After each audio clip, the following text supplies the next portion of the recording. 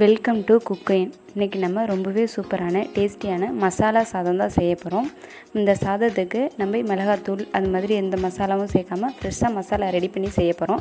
வாங்க எப்படி செய்கிறதுன்னு பார்க்கலாம்.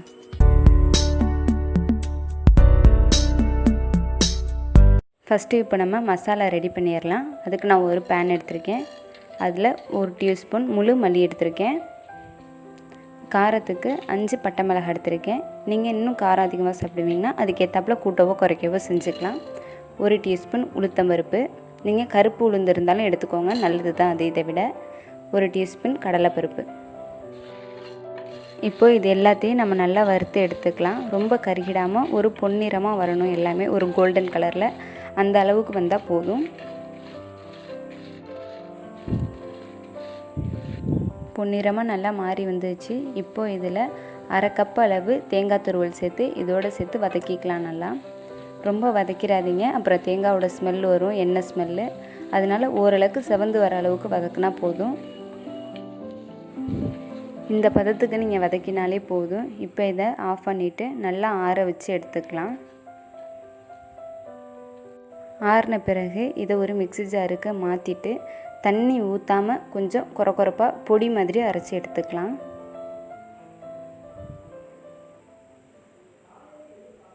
பாருங்கள், கொரப்பாக பொடி மாதிரி இருக்கு இல்லையா? இந்த பதத்துக்கு நீங்கள் அரைச்சி எடுத்துக்கிட்டிங்கன்னா போதும். அப்போ தான் சாப்பிடும்போது இந்த ஸ்மெல்லோட நல்லாயிருக்கும் சாப்பிட்றதுக்கு.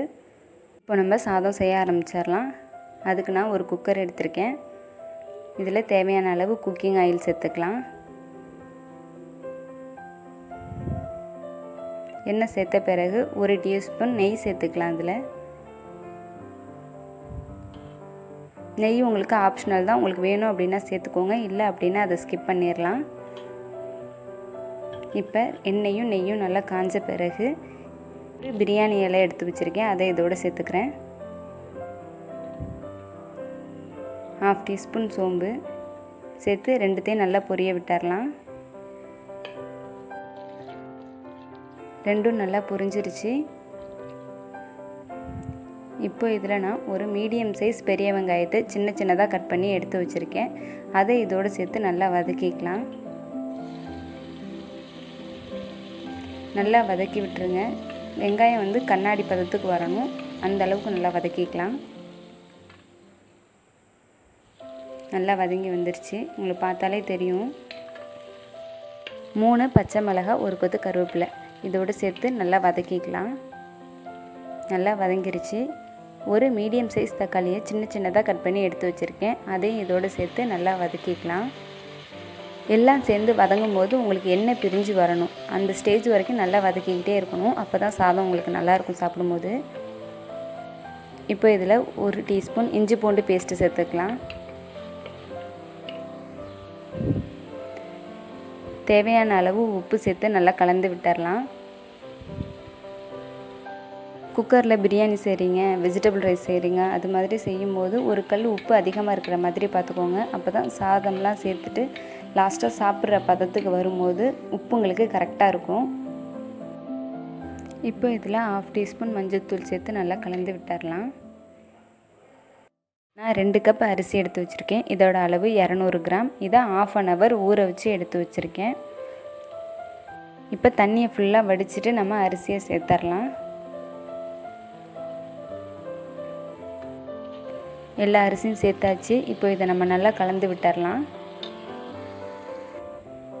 நல்லா கலந்து விடுங்க. மசாலாவில் அரிசியெல்லாம் நல்லா மிக்ஸ் ஆகிருக்கணும், அப்போ தான் சாப்பிடும்போது உங்களுக்கு நல்லாயிருக்கும்.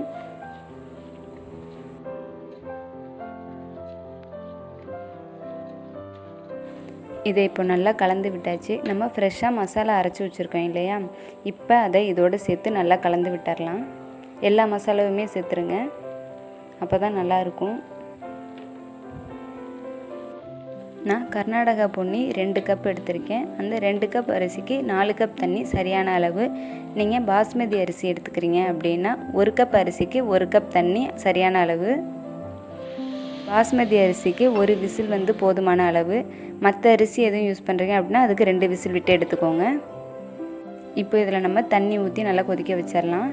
நான் இந்த டம்ளரால் தான் 2 டம்ளர் அரிசி எடுத்திருக்கேன். இதுக்கு 4 டம்ளர் தண்ணி சேர்த்துருக்கேன். இப்போ எல்லாத்தையும் நல்லா கலந்து விட்டுட்டு ஒரு 5 மினிட்ஸ் கொதிக்க விட்டுறலாம். உங்களுக்கு கொதி லைட்டாக வரும் இல்லையா, அந்த ஸ்டேஜில் நீங்கள் குக்கரை மூடி போட்டு விசில் போடுங்க. அப்போ தான் சீக்கிரமும் வேகும், சாப்பிட்றதுக்கும் நல்லாயிருக்கும். லைட்டாக கொதி வந்துருச்சு. இந்த டைத்தில் நம்ம மூடி போட்டு வேக வச்சிடலாம். 2 விசில் மட்டும் விட்டு எடுத்துக்கிட்டால் போதும். சாதம் சூப்பராக வெந்து வந்துருச்சு. நீங்கள் ஸ்பூன் அது மாதிரி லேசான கரண்டி வச்சு எடுத்திங்கன்னா தான் உங்களுக்கு சாதம் உடையாமல் வரும். ரொம்பவே சூப்பராக மசாலா சாதம் ரெடி ஆயிடுச்சு. இதை மறக்காமல் நீங்களும் வீட்டில் ட்ரை பண்ணி பார்த்துட்டு எப்படி இருந்துச்சு அப்படின்னு எனக்கு கமெண்ட் பாக்ஸில் சொல்லுங்கள். மறக்காமல் நம்ம சேனலை சப்ஸ்கிரைப் பண்ணுங்கள், பெல் பட்டனை ப்ரெஸ் பண்ணுங்கள். தேங்க்யூ.